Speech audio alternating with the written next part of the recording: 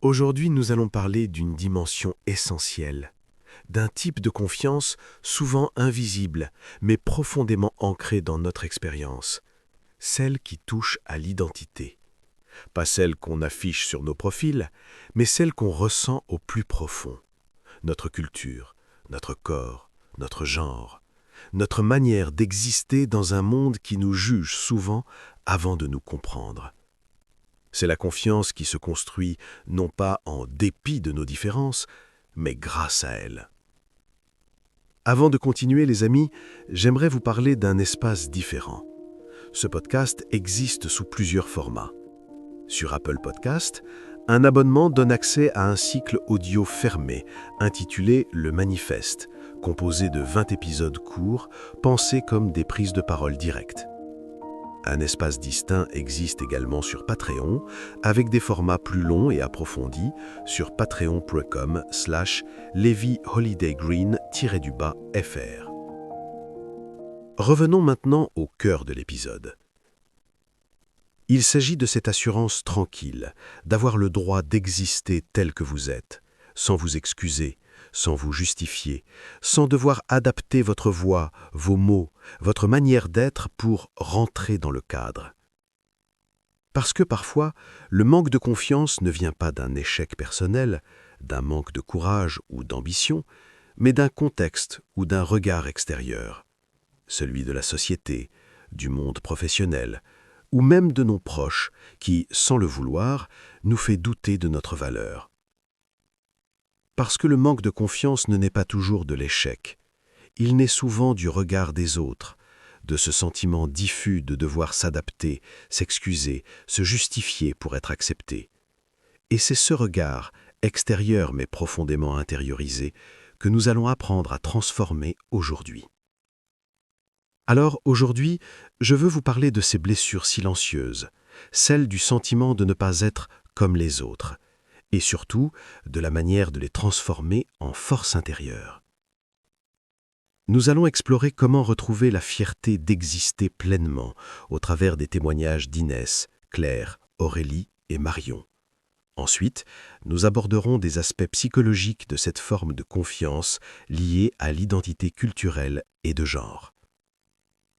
Les amis, restez à l'écoute, car il y a un bonus à la fin de cet épisode. Voici le témoignage de Inès. Inès entre deux mondes. Inès, ingénieure brillante, se sent invisible dans son entreprise. Inès a 27 ans. Ses parents sont originaires du Maroc, mais elle a grandi à Lyon, et ensuite elle est venue s'installer à Paris. Elle a fait des études brillantes, travaille aujourd'hui comme ingénieure dans une grande entreprise française. Lors des réunions, elle observe un phénomène subtil.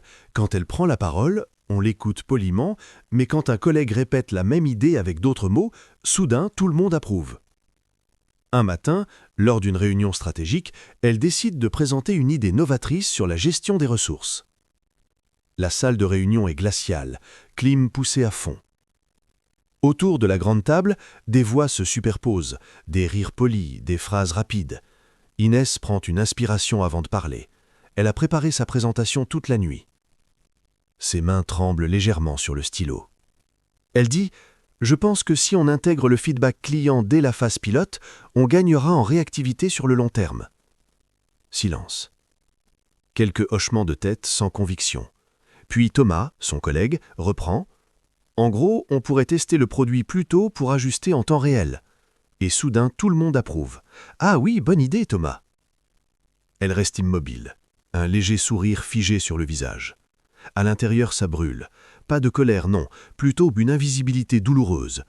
Pourquoi, quand c'est moi qui parle, le message passe à travers? Dans le miroir des toilettes, elle croise son propre regard. Elle remarque ses boucles sombres, son teint doré, ce léger accent du sud que parfois elle cache, et une phrase s'échappe, à peine un murmure. « Je suis trop de là-bas pour être d'ici, et trop d'ici pour être de là-bas. » Les jours passent. Elle commence à douter. Elle modifie sa voix, elle parle plus doucement. Elle ajuste son style, ses références. Elle supprime certaines expressions. Elle remplace « Inch'Allah » par « On verra ». Ses tagines du midi par des salades fades avalées devant l'écran. Elle évite les sujets qui pourraient marquer une différence. Mais plus elle s'efface, plus elle a le sentiment de trahir celle qu'elle est. Chaque compromis la rend plus intégrée et plus étrangère à elle-même. Un soir, en rendez-vous, elle se confie à sa spécialiste de la confiance en soi. « Je me sens toujours entre deux mondes, trop française ici, trop marocaine là-bas. Je ne sais plus où est ma place. À force de m'adapter, j'ai l'impression d'avoir effacé quelque chose. » Et la spécialiste de la confiance en soi lui a dit « Tu n'as pas à choisir entre tes racines et ton présent. Tu es la rencontre des deux. C'est ta force, pas ton problème. Ta place n'est pas à choisir, Inès, elle est à créer. » Parce que la confiance culturelle, c'est ça. Réconcilier toutes vos appartenances. Ce n'est pas devoir choisir entre deux identités, mais honorer la richesse de chacune. Ses yeux se remplissent de larmes. Pas de tristesse, de reconnaissance. Quelques semaines plus tard, Inès a animé une présentation sur l'innovation inclusive. Durant la présentation, elle ose parler d'elle, de sa double culture. C'est la première fois qu'on l'écoute vraiment. Elle a partagé un exemple inspiré de la culture artisanale marocaine. Quand elle termine, un silence ému remplit la salle, puis des applaudissements sincères. Ce jour-là, Inès n'a pas performé, non seulement elle a captivé son auditoire, mais surtout, elle s'est reconnue elle-même. Elle a osé exister tout entière. À partir de ce jour-là, Inès a décidé de continuer progressivement d'assumer sa dualité culturelle, parce qu'elle a cessé de se cacher. Désormais, Inès comprend alors que la confiance ne naît pas dans la conformité, mais dans l'authenticité assumée. Les amis, voici le témoignage de Claire. Claire et le regard sur son corps. Claire, 25 ans, a grandi dans un monde où on lui a répété qu'il fallait être mince pour être aimé. Tu as un beau visage, si seulement tu perdais un peu de poids. Cette phrase, elle l'a entendue 100 fois. Et à force, elle a fini par y croire. Chaque régime qu'elle entreprenait devenait une bataille contre elle-même. Même lorsqu'elle réussissait, le regard qu'elle portait sur son corps ne changeait pas. Parce qu'au fond, elle n'avait jamais appris à s'aimer autrement qu'à travers le prisme du jugement. Chaque matin, Claire commence sa journée par un verdict. La balance. Les chiffres dictent sa valeur. Un peu moins, elle sourit. Un peu plus, elle se déteste. Depuis l'adolescence, elle a appris que son corps était de trop. Tu as un joli visage, si seulement tu perdais un peu de poids. Cette phrase, elle l'a entendue des centaines de fois, jusqu'à la croire. Alors Claire a commencé à disparaître. Dans les photos de groupe, elle se met derrière. Dans les conversations, elle se tait. Dans le métro, elle rentre le ventre. « Je prends trop de place », pense-t-elle. Le soir, elle se regarde dans le miroir. « Si seulement je pouvais être quelqu'un d'autre ». Un jour, en rendez-vous, elle dit à la spécialiste de la confiance en soi, la voix brisée, « J'ai l'impression de passer ma vie à demander pardon d'exister ». La spécialiste de la confiance en soi lui demande « Et si ton corps pouvait te parler, que dirait-il » Elle reste silencieuse, puis finit par murmurer « Il dirait qu'il en a marre d'être détesté alors qu'il m'a toujours porté ». Les larmes coulent enfin. Des années de jugement se dissolvent dans un souffle. La spécialiste de la confiance en soi lui dit « Tu n'as rien à corriger, Claire. Tu as juste à te réconcilier. » Ce soir-là, elle écrit une lettre à son corps. Elle y dit merci. Merci pour sa force, ses jambes, son cœur, sa peau. Et un jour, elle poste une photo d'elle, en robe rouge, sans filtre, avec ce message. « Je ne cherche plus à être plus petite. Je choisis d'exister à ma taille réelle. » Et cette phrase est devenue un symbole de renaissance. Parce que la confiance corporelle, c'est le moment où l'amour de soi devient plus fort que le regard des autres. Ce jour-là, elle n'a pas seulement repris confiance, elle a repris possession d'elle-même. Désormais, chaque jour, elle choisit et continue de s'aimer elle-même en premier, malgré les hauts et les bas, et peu importe les regards et les critiques des autres. Parce que la confiance corporelle ne naît pas du miroir, elle naît du regard que l'on décide d'avoir sur soi. Les amis, voici le témoignage de Aurélie. Aurélie est la fatigue invisible du handicap. Aurélie a 33 ans. Elle est graphiste indépendante, passionnée et talentueuse. Mais elle vit depuis 10 ans avec une sclérose en plaques. Une maladie invisible, mais épuisante. De l'extérieur, rien ne paraît. Elle marche, parle, travaille normalement. Mais à l'intérieur, son corps la trahit parfois. Douleur soudaine, fatigue écrasante, engourdissement. Ce handicap invisible, c'est sa plus grande épreuve.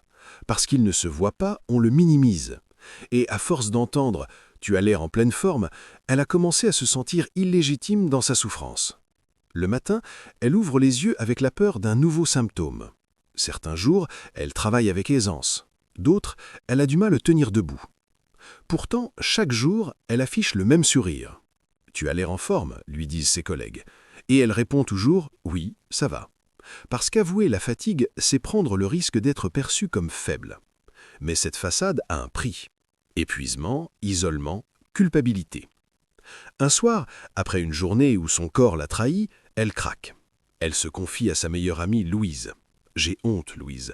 J'ai honte de ne pas pouvoir suivre le rythme. » Louise lui répond doucement « Tu n'as pas à prouver ta force. Tu la vis, chaque jour, dans le silence. » Ces mots la font pleurer.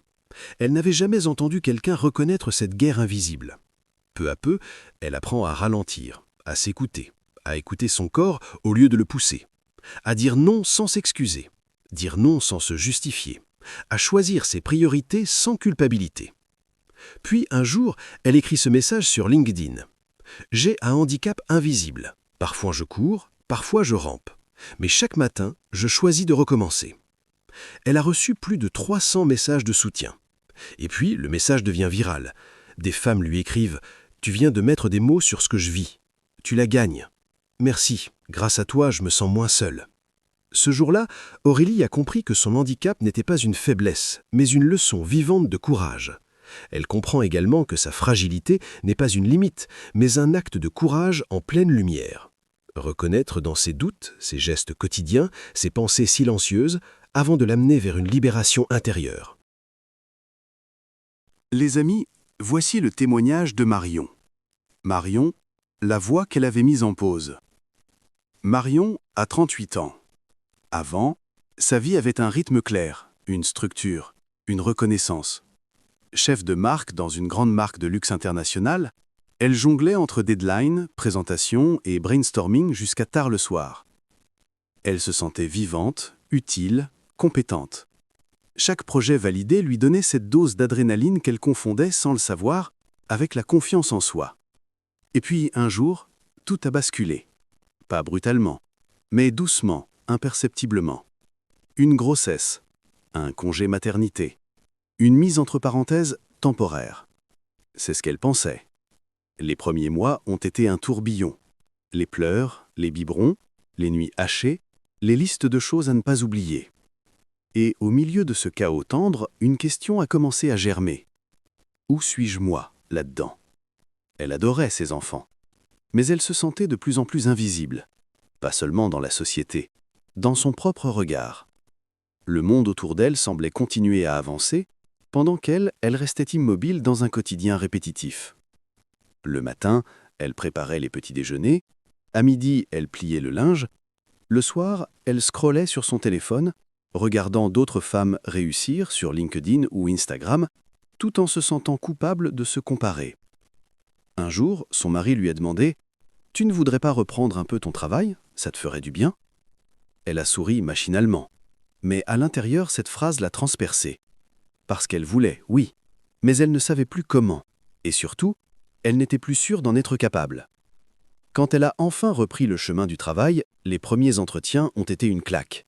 Les recruteurs regardaient son CV, fronçaient légèrement les sourcils devant les 4 ans d'interruption. « Vous avez pris du temps pour votre famille ?» « Oui. »« Ah, d'accord. » Ce « ah » disait tout. À chaque fois qu'elle rentrait chez elle, Marion se sentait un peu plus petite. Elle revivait ces moments dans sa tête, les reformulait, imaginait ce qu'elle aurait pu dire. Mais la vérité, c'est qu'elle doutait de tout. De sa mémoire, de son ton, de ses compétences. « J'ai l'impression d'avoir disparu dans le rôle de mère », m'a-t-elle dit un jour, la voix tremblante. « Je ne sais plus qui je suis en dehors d'eux. » Lors de sa séance, chez sa spécialiste de la confiance en soi, elle l'a invitée à se replonger dans son quotidien, non pas comme un effacement, mais comme un apprentissage. Ensemble, elles ont travaillé sur la reconnaissance intérieure, cette capacité à valider soi-même sa valeur quand le monde ne la reflète plus. La spécialiste lui a dit « Tu crois que tu as mis ta vie sur pause, mais regarde ce que tu as appris dans ce silence. La patience, la gestion du chaos, la force tranquille, la diplomatie. Ce sont des compétences qu'aucune école ne t'aurait enseignées. » Peu à peu, quelque chose a recommencé à bouger. Elle a osé se réinscrire à une formation courte pour actualiser ses compétences. Elle a repris contact avec une ancienne collègue. Et surtout, elle a recommencé à se regarder dans le miroir, non plus comme une version fatiguée d'elle-même, mais comme une femme en transition. Quelques mois plus tard, elle a décroché un poste de coordinatrice dans une PME. Lors de l'entretien final, le recruteur lui a dit « On a besoin de votre calme. On sent que vous savez garder la tête froide même quand tout a bancé. » Ce jour-là, Marion a souri profondément. Parce qu'elle a compris. Ces années qu'elle avait cru perdues, c'étaient les années où elle s'était renforcée. Pas dans le bruit, mais dans le silence. Pas dans la lumière, mais dans la constance. Aujourd'hui, elle dit souvent à d'autres femmes « Tu n'as pas besoin de revenir comme avant. Tu es déjà revenue, mais différente. Et c'est ça ta force. » Et peut-être que vous aussi, vous vous reconnaissez dans cette histoire. Peut-être que vous avez eu l'impression de mettre votre vie en veille, de ne plus être productive, de ne plus servir à rien. Mais la vérité, c'est que vous étiez en train de vous reconstruire. Parce que la confiance, parfois, ne se trouve pas dans le mouvement. Elle se trouve dans la lenteur, dans la redéfinition, dans cette voix qui recommence doucement à dire « Je suis encore là ». Les amis, prenez le temps de réfléchir sur les témoignages Inès, Claire, Aurélie et Marion. Et si vous avez déjà vécu cette situation, comment avez-vous réagi? Partagez vos expériences en commentaire, si vous écoutez le podcast sur YouTube, ou dans l'espace commentaire de la plateforme où vous écoutez cet épisode.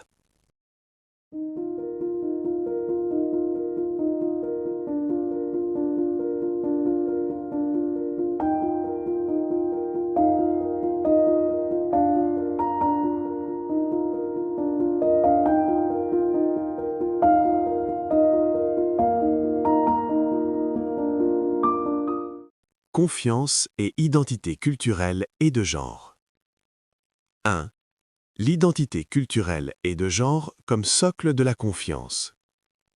Des recherches en psychologie sociale, notamment celle de Claude Steele, 1997, Stanford University, ont montré que la menace du stéréotype, le simple fait d'être conscient d'un jugement lié à son identité, peut réduire significativement la performance et la confiance. Autrement dit, quand vous sentez que votre différence est observée, votre cerveau active des signaux de stress qui diminuent votre fluidité, votre mémoire et votre assurance. Mais l'inverse est aussi vrai. Lorsque vous êtes accepté et valorisé pour qui vous êtes, votre système nerveux se régule, vos capacités s'expriment pleinement. Authenticity is the daily practice of letting go of who we think we are supposed to be and embracing who we are. Cela signifie en français, l'authenticité est la pratique quotidienne qui consiste à lâcher ce que nous pensons devoir être pour embrasser ce que nous sommes. De Dr Brené Brown, chercheuse à l'Université de Houston. 2. Le poids du regard social. Les recherches de Brené Brown de l'Université de Houston montrent que la honte sociale, qu'elle soit liée au corps, à la culture ou au handicap, est l'un des plus puissants inhibiteurs de la confiance. Shame corrodes the very part of us that believes we are capable of change. Cela signifie, la honte corrode la partie même de nous qui croit encore au changement. La honte, c'est le contraire de la confiance. Elle vous fait croire que vous devez être différente pour mériter l'amour. Autrement dit, plus on se sent jugé, plus on s'éloigne de soi. La véritable libération commence quand on comprend que le regard des autres ne définit pas notre identité. Mais les études de Christine Neff, Université du Texas, 2011, sur l'autocompassion montrent que la bienveillance envers soi-même est le premier moteur de reconstruction de confiance après des expériences d'exclusion ou de jugement. 3. Comment l'environnement influence l'estime et la voix intérieure.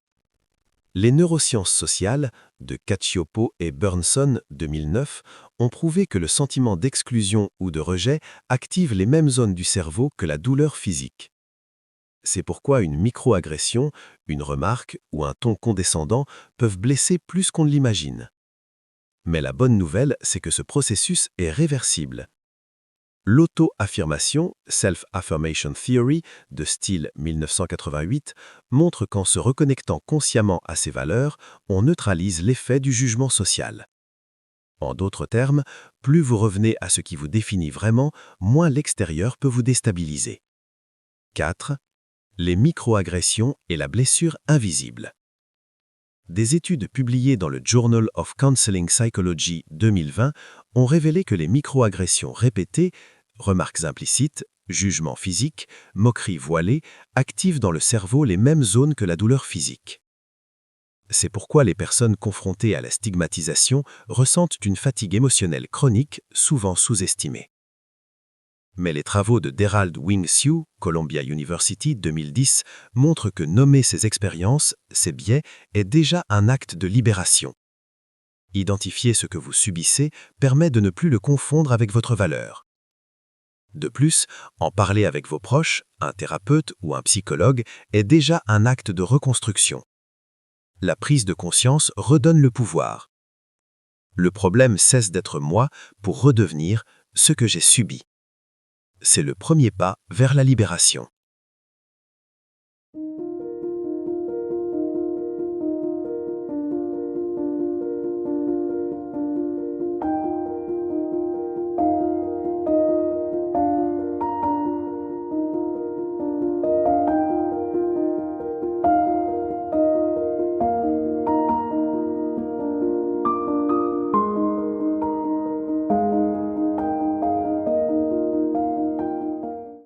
Six leviers pour restaurer la confiance identitaire. 1. Ancrez votre fierté. Écrivez 3 choses qui font votre singularité et qui ont contribué à vos réussites. La différence devient une ressource dès qu'elle est nommée et valorisée. 2. Reconnaître la blessure sans s'y réduire. Ce n'est pas de la faiblesse d'admettre que le regard des autres blesse.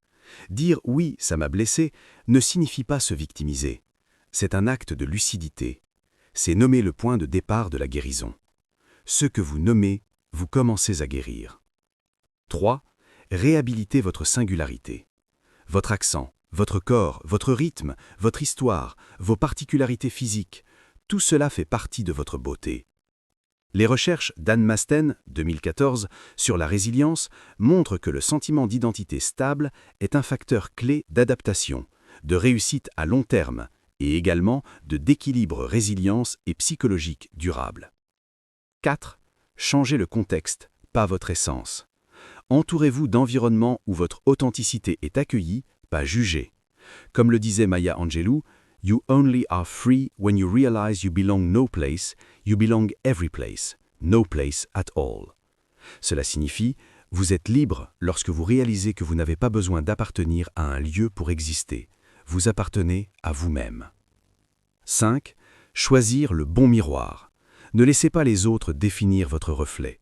Entourez-vous de personnes qui voient votre essence avant votre apparence. Oui, les amis, tournez-vous vers les espaces, les personnes et les projets où votre différence est accueillie, pas tolérée. Entourez-vous de personnes qui voient votre lumière avant votre différence, parce que la confiance grandit dans les environnements où vous pouvez respirer sans vous justifier. Et souvenez-vous, votre regard sur vous-même a toujours plus de pouvoir que celui des autres. 6. Reconnaître le courage de votre parcours. Chaque fois que vous doutez, rappelez-vous, vous avez déjà survécu à 1000 jugements. Vous avez déjà tenu debout quand c'était plus simple de vous taire. Ce courage-là, personne ne peut vous le retirer.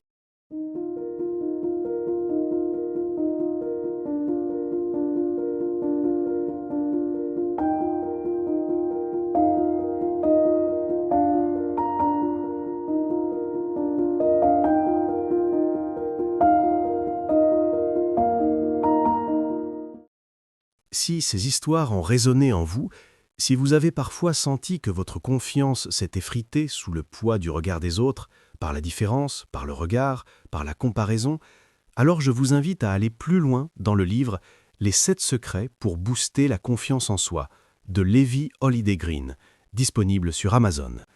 Ce livre propose un exercice introspectif pour identifier vos qualités uniques et un second pour renforcer votre estime personnelle à travers l'auto-reconnaissance. Ces pratiques vous aident à bâtir une confiance qui reflète qui vous êtes vraiment et non ce qu'on attend de vous. Parce que la vraie confiance ne consiste pas à devenir quelqu'un d'autre, elle consiste à vous souvenir de qui vous êtes déjà. La confiance liée à l'identité, c'est l'art d'habiter pleinement sa différence sans s'excuser. C'est comprendre que vos origines, votre culture, votre genre, vos expériences ne sont pas des obstacles, ce sont vos fondations. Alors cette semaine, les amis, je vous invite à 3 exercices. Voici l'exercice numéro 1. 1. Remarquez chaque moment où vous vous êtes adapté pour être accepté. 2. Vous demandez « Et si je n'avais plus besoin de le faire ?» Et 3. Répétez doucement « Je n'ai rien à prouver, je suis déjà complet. » Et souvenez-vous, la confiance la plus vraie naît le jour où vous cessez de vous travestir pour mériter l'amour du monde. La confiance identitaire, c'est l'art de se sentir légitime dans sa propre peau. C'est dire « Je ne suis pas une exception, je suis une expression. » Voici l'exercice numéro 2. 1. Observez chaque fois que vous minimisez votre différence. 2. Vous demandez « Et si c'était justement ma force ?» Et 3. Répétez « Je mérite ma place telle que je suis. » Et souvenez-vous, ce n'est pas votre conformité qui inspire le monde, c'est votre singularité. Inès, Claire, Aurélie, Marion nous rappellent une vérité essentielle. La confiance ne se trouve pas dans le regard des autres, elle se construit dans la réconciliation avec soi. Voici l'exercice numéro 3. Alors cette semaine, je t'invite à te poser 3 questions. 1. Quelle part de moi ai-je appris à cacher? 2. À quel moment ai-je cessé de me trouver belle, légitime, digne? Et 3. Et qu'est-ce que je peux faire aujourd'hui pour me réconcilier avec cette part-là?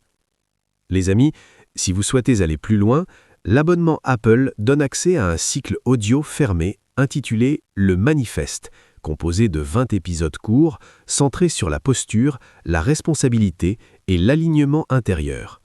Il existe également un espace distinct sur Patreon avec des épisodes plus longs et plus approfondis autour de la confiance en soi, de l'estime de soi, de la psychologie et du développement personnel, incluant des contenus approfondis et des liens vers les sources utilisées. Disponible sur patreon.com/levyholidaygreen-fr. Ce sont 2 espaces différents, pensés pour des niveaux d'engagement différents. Merci d'avoir écouté cet épisode.